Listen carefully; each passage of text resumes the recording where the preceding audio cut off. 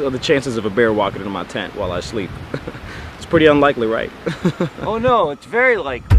You know, bears are all over the place out here. Now what you want to do is fight the bear. So one day out of nowhere, I get an email from the friggin' North Face saying they'd like to work with me. I'm thinking like, oh bet, I guess I'm just gonna, you know, get some clothes, post up in them, put it on my Instagram, and that'll be it, right? That's it. And they were like, we'd like to take you on an Arctic expedition. I was like, huh? What? Me? Expedition? I've never been camping. I've never even really been hiking for real. I've never in my life heard a black person ever say the great outdoors. Farming outdoors, marching outdoors, that's enough of the outdoors. We basically just got indoors. But I was like, all right, hold on, let me look into this, okay? First of all, I thought they meant like an Antarctic expedition, but it's the Arctic. It's Alaska. That's doable. My initial thoughts about the Arctic are like, it's gonna be negative 50 degrees, which is why I wanted to say no in the first place. But we're going in the summer, so it's doable. But they're like, yeah, it's gonna be cold, so, you know, pack the big jacket and then pack a tank top. I'm like, what? Where are we going? What is this place? I'm reading about it. Apparently there's 24 hours of sunlight there. They're trying to take us to the Arctic Wildlife Refuge, which is just millions of acres of land that has not been messed up by humans with like oil drilling or nothing. Just inhabited by all types of animals and a lot of bears. I didn't find that out until like 5 days before I went, and it was too late to cancel by that point. It's too late to cancel. We're gonna fly into this place, hundreds of miles from civilization, no bathrooms, no service. If you get hurt, someone's gotta fly like an hour and a half, pick you up and fly another hour to get you to anywhere where there's people. When I found out the reason why they were doing this whole thing and trying to get us out there, then I was 100% down for it. So far, this land has been federally protected, but now it's at risk of being open for oil and gas drilling. This refuge is considered sacred land by the natives in that area, the Gwich'in people. The caribou that migrate through that area and give birth there have been a major resource for their people for generations, so they're fighting to protect that area. On top of this, the Arctic is considered ground zero for climate change, and temperatures are rising there twice as fast as the rest of the world. This place that has been the same way for thousands of years is going to be completely changed in the next decade. I had never heard of this before. I did not even know about the Arctic Wildlife Refuge, and anyone that I told about this didn't really know either. So I was like, all right, I have a platform where I can tell people about this kind of thing. I have the opportunity to do something that's out of my comfort zone, and I can raise awareness to other American youth so we can actually do something about it. But as someone who's never really been camping or hiking, is this the best way to enter that kind of thing? Let's see how that went.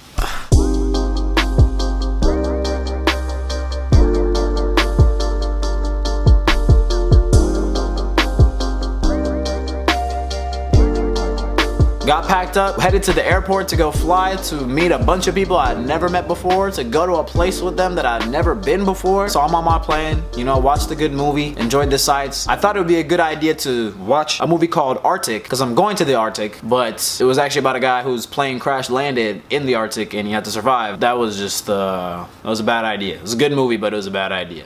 I'm not gonna lie. First, we flew to Fairbanks, Alaska, where I met the little millennial task force squad that the North Face put together. I met Monica, an artist from New York, Andre, a photographer from New York, and Kit, who was a North Face athlete doing crazy stuff. She's talking about climbing Mount Everest and fighting a shark. I was like, my tent is going right next to yours, just in case. I also met Julia, who's from Alaska and is an executive assistant on the Gwich'in Steering Committee, which fights to protect the land. And I met Maia, a writer from Team Vogue, who has the exact same personality and sense of humor as me. Like, we were separated at birth and we just became like best friends. Fantastic. We all ended up bonding pretty quickly. Is that Balenciaga? Balenciaga? I'm taking it. First, we all headed to Fort Yukon, where we got a chance to connect with the Gwich'in who live in that area.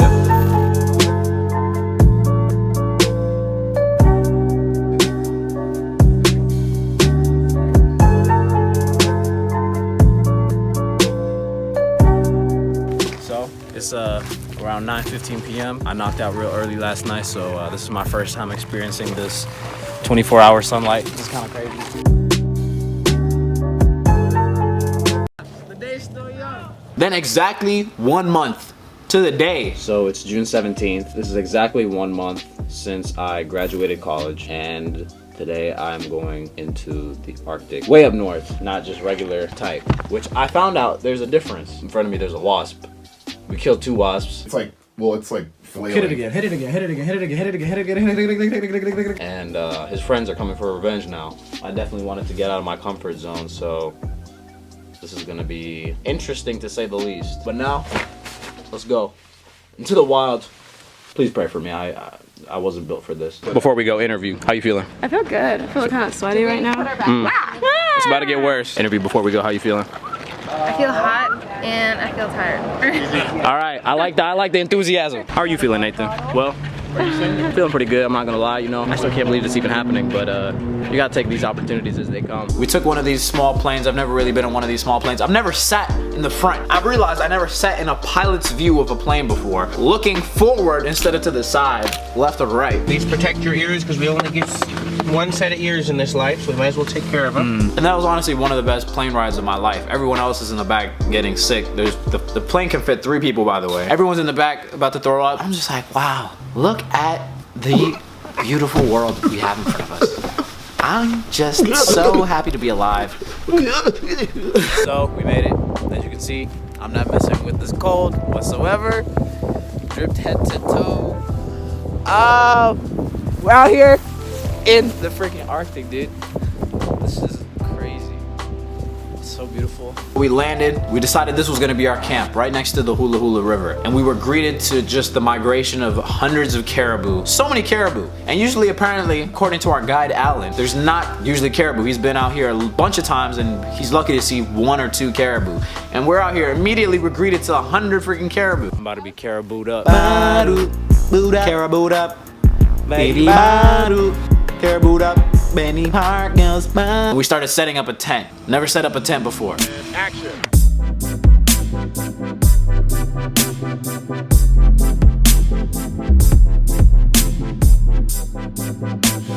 Look at this line. Look at this beautiful line of tents. Yes. As soon as we got everything together, the plane left, leaving us to fend for ourselves in the wild. Bye.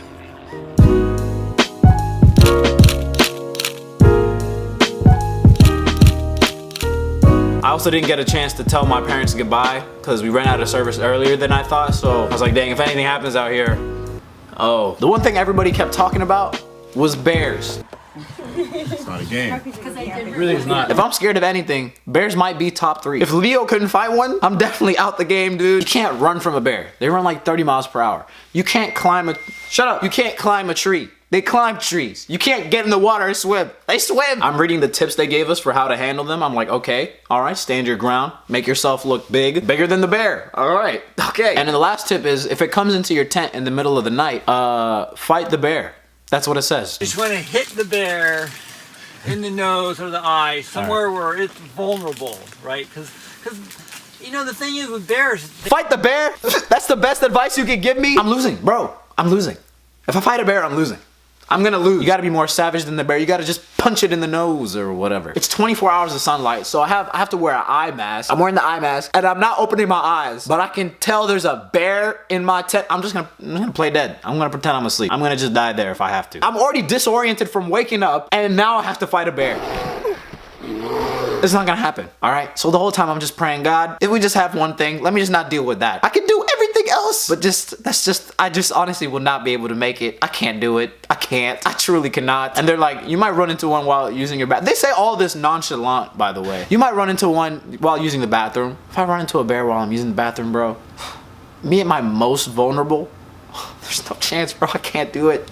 I can't. Stop. I don't even want to think about it. I can't do it. I held on to my, they gave us like bear spray, pepper spray basically, that if it comes down to it, you can use it and just spray it and it'll not mess with it, I guess. So I had my bear spray on my hand at all times. I literally mean like my hand was on it the whole time. And people are like, please put that down. I'm like, no. If a bear ever attacks, I'm the one. Everyone's fumbling, trying to get the bear spray out. Boom, it's on my hand at all times. I'm strapped. I'm ready to go. Come on. I was telling my Uber driver on the way back home, and he was just like, oh yeah, that bear spray really doesn't do anything.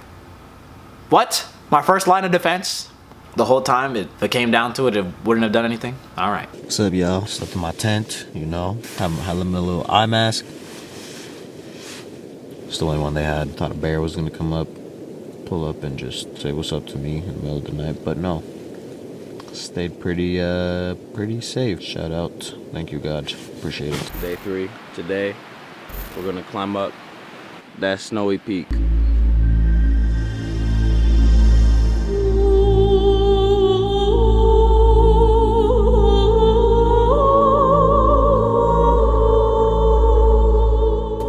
It's basically my first hike ever, and it's in the Arctic. All right. I don't know if this is for you guys.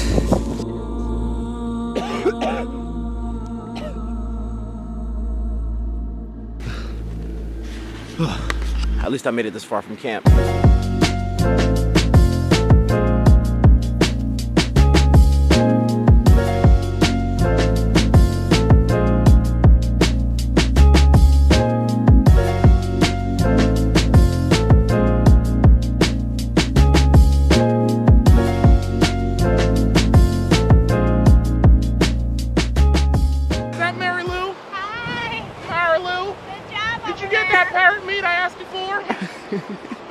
I'm tired of this catfish we got down in the river. Good job. You keep doing it. You're not gonna say anything about the catfish? Good job. What a parrot meat. The parrot meat? Good job. Get that little shishito pepper. Good job over there. This week on Who's Mans versus Wild. Boy, seems like you got enough water right there. That's it. I think that's it for the day. Get up nice and slowly. Show me what you got there, boy. Got 100 pounds of water to eat. Say something and I'll literally just repeat it. Croc, that's a big croc you got there, son. About 500 pounds. Yo, whose mans is this? Right, let's go in. Gotta make sure we know what we're doing here. Ooh, I know. All right, be very careful. How do you feel? I feel strong.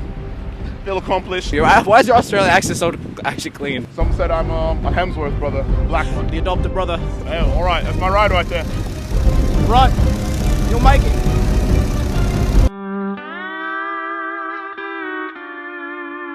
Who's Mans versus Wild. Yo, my ankles are so ashy. I literally thought I was wearing socks. So today is the summer solstice. It's the longest day of the year. I haven't noticed a difference from every other day in my life. So basically, every day has been 24 hours of sunlight, and today we get 25? We get 25? We get 25 hours of sunlight today.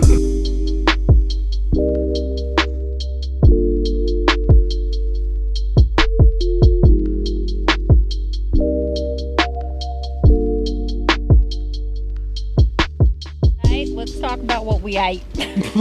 Be real. I'm not gonna lie. Don't be modest. I woke up this morning and I was full. And then I had 3 bowls of oatmeal. Then after the maple syrup, we sat in a circle for an hour. For 15 minutes. And then Alan said lunchtime. And everybody said 1 granola bar per person. So what did I do? I took 3 and ran to my tent. I had 30 chocolate covered pretzels. I had 3 servings of lentil soup. Then I had about 50 sesame sticks. And then I had boursin cheese, crackers. Then I had apple stickers. Oh my god. Then I had 2 meat bars. Oh my god. And I decided to just add on to the meat protein with a protein bar. I'm around 300 grams of protein. I'm eating twice my weight in protein. Before I could even blink, there was food on the table. And Julia was telling me, Maya, snack. I know not the feeling of hunger. The last time I felt hunger was almost 2 weeks ago. This video is like 10 minutes long. It is 12 a.m. right now. The sun said, I don't care what time it is. We just saw a bear. You know, I was freaking out a little bit, and my bear spray was with somebody else. I was a little stressed out. You know, I'm ready to go home. I'm not gonna lie, I'm ready to go home. I feel like we've done enough. We walked that way, we walked that way. How many more ways do we have to walk? At one point, I was all the way over there, you know, squatting, latrine, doing my business. I look up and a bunch of caribou are running my way. And when you're still, they don't see you. So I'm squatting and there's 20 caribou coming at me. I'm just like, dang, this is how I die. This is how they're gonna find me. And latrine, stampeded, Mufasa style. Unwiped. Just, this is a shame. That's a shame. I really had to just get up and be like, ah! And then they ran away. They recognized what was going on there. I appreciated that caribou.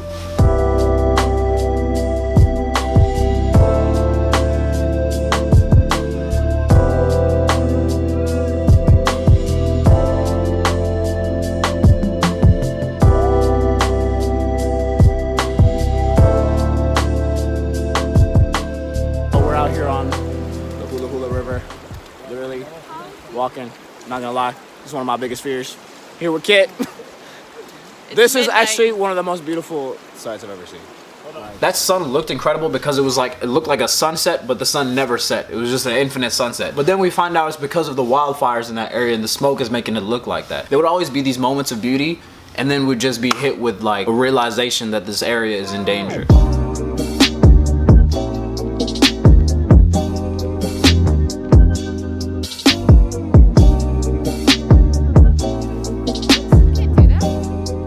So it's the last day of camp. Haven't showered in about 3 weeks. We've been here for 5 days. Anyways, the last day of camp. We're leaving today.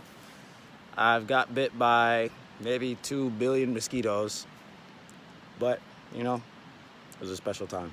I made a lot of friends, had a great time. It was a great experience. Okay, it's going now. It's going? You know what you do? How are you feeling? Sure. Follow along. You know, we have a little trash can action. This is the fun part. This is what I do now. This is my job. Vlogging the trash action. How do you feel about going home? I know. You know what? Feeling pretty sad. Really? I'm not gonna be able to use the bathroom outside. But you know, Are you gonna miss the latrine? I'm gonna miss the latrine.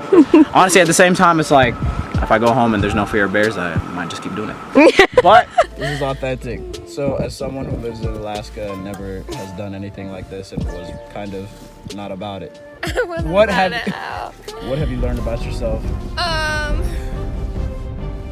Nothing much. I honestly didn't learn much.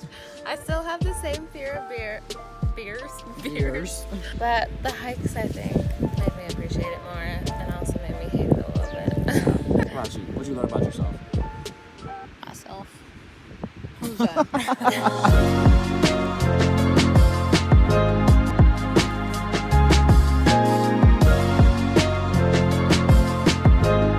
And just like that, it was time to go.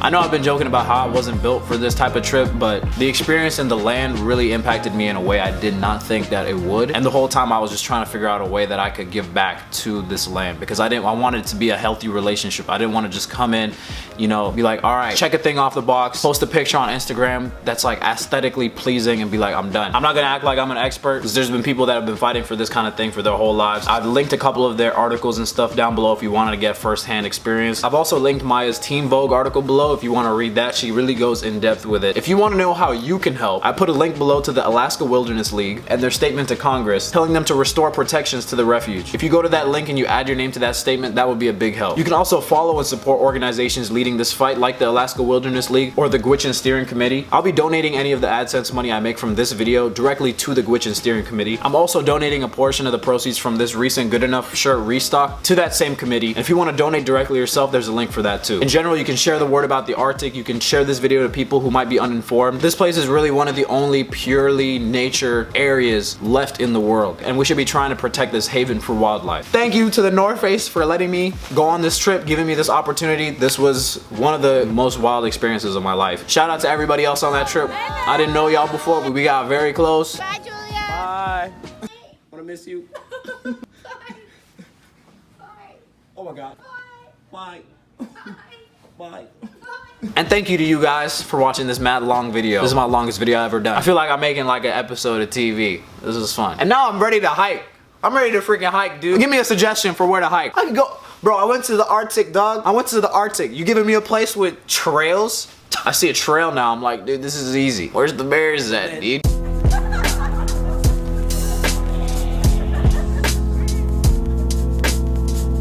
I don't do what they say, it's unorthodox. Like bears sharing porridge inside with Goldilocks. Like Ozzy with no sharing, he just call his parents.